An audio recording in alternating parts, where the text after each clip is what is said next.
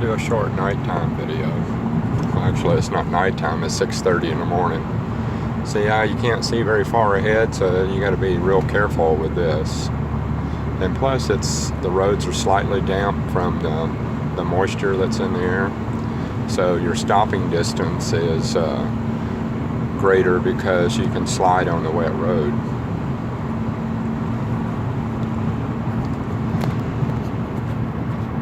See, my speed is not really high, about 61 miles per hour. I have the cruise control set at, and I'm drifting my lane because I'm not watching what I'm doing. That can get you in trouble. And there's really not much to report here, except you just kind of look ahead of you and you look behind you. There's nothing in my mirrors and stuff over there and things, so you got to be careful, especially for animals that are nighttime animals. They'll want to cross the road in front of you, and the bad thing about it when it's dark is you can't see them until you're right on top of them. So it can be bad for you. Like even a possum or a raccoon can cause you to go out of control and tear up your car pretty well, especially one like mine since low to the ground. But the Jeep is a different story. You could probably even hit a deer with the Jeep,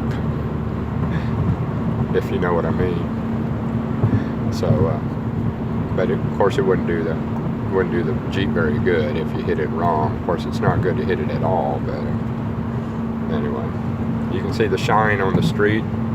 That's from the water. And if I don't pull myself together and drive straight, I'm gonna be bad, because right now the wind is blowing pretty darn hard, and it can also cause you have to have both hands on the wheel, and that way you're more secure. That white line right there alongside the highway, if you're ever at a point where it's raining so hard or whatever, and you can't tell where the road is, always look for that road line if it's there. That'll help guide you through it all. Even driving at nighttime, you can use that as your marker to tell you where your lane is. Sometimes you may not be able to see the center stripes very well, and if the side of the road marker line is there, follow that. But just keep to whatever side of the road you're on. Like if you're on this side, it's to the right, and if you're on the other side, it's yellow. I mean, it is yellow, but that means they don't want you to be on that side of the highway. If you have to pull off this highway, pull off on the right-hand side. Never pull off on the left-hand side if there's no shoulder. That's why in this case there's a yellow line on that side. Anytime you have a solid yellow line, it means you are not supposed to cross over it. Such as in no passing zones as well.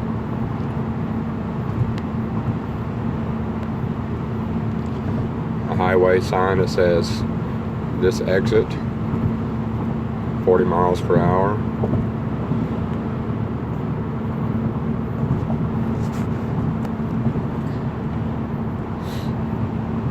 The speed limit, the minimum speed limit on this highway is 40 miles per hour, so you could actually get a ticket.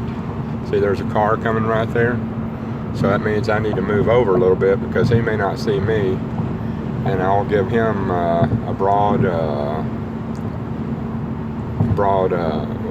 way right there. So I didn't even use a signal, but he was coming down about the same level as I was, so I went ahead and moved over because they may not slow down. They're required to yield to the person that's on the highway, but a lot of people won't. They won't do it.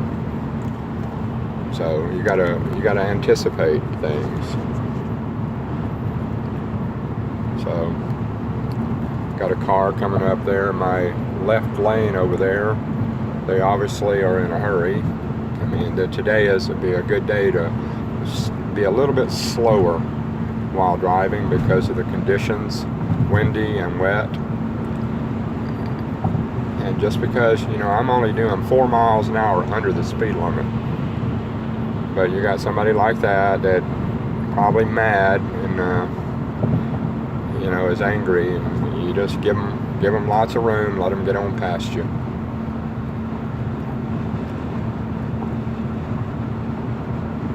They may think that they're big and tough in that big truck, but that truck can go off the road just as easy as a car can. That wind is really blowing me around. It's causing me to drift my lanes. If there was a car next to me, I could have hit it. But normally, if there's a car right next to me, I'm going to slow down or speed up, because I do not like to travel right next to a car on a 2-lane highway like this. But on a multi-lane highway where you have no choice, like where there's 100 cars per mile, like down in Houston, Texas, or Pasadena, where we used to live, you have no choice but travel side by side. You just have to be extra careful.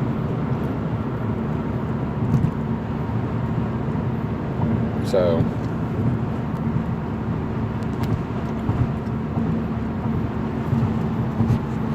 anyway, I can start to see the sun come up in the distance. I mean, it's not a lot, but the sky is becoming a little bit brighter.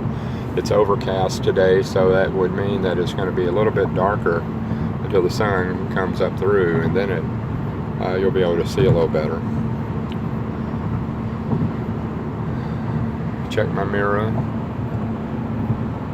Got cars coming back there. Just have to watch what we're doing.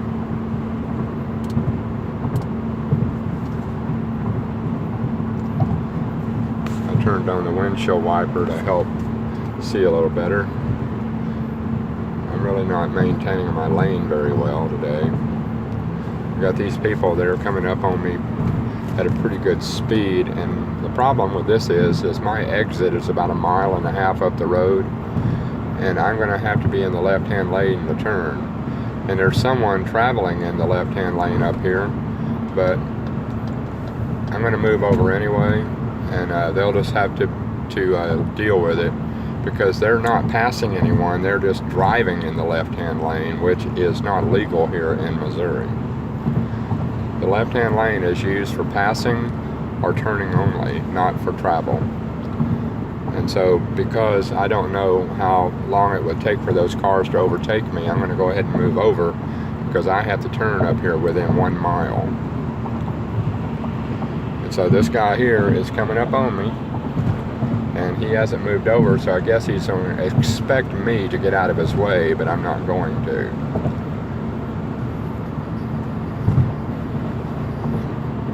So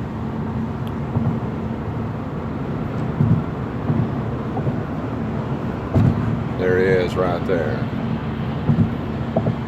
Now, normally they should stay over there, but a lot of times they'll move right back over into the lane they just came out of, because he's overtaking that car up there. He's traveling too closely to that car, especially on a slick road. If the car was to lose control up in front of him, he probably wouldn't have the time to react before he was on top of him. If you remember, I said when you're doing 60 miles per hour like we are right now, we're traveling at 88 feet per second. So 88, 88, 88, 88, 88, 88. Just in that 5 or 6 seconds, I've gone 500 feet. That quickly, and that tells you how fast you can travel distance. Now just think, if you're doing 70 miles an hour, you're doing like 97 feet per second, or almost 100 feet per second. And so you got to be aware of that type of thing there. All right, I'm going to be turning here, so this is where I will probably turn off the camera, because I got a lot of windy roads up here. So have a safe day, and I hope this little short video had a little bit of information for you. I'm going to be looking that direction real quickly, go across the highway. Nighttime, the distance can fool you, so you have to be really careful about crossing roads at nighttime when you have oncoming traffic, because sometimes you may not really be able to tell how far they are away. All right, once again, be safe.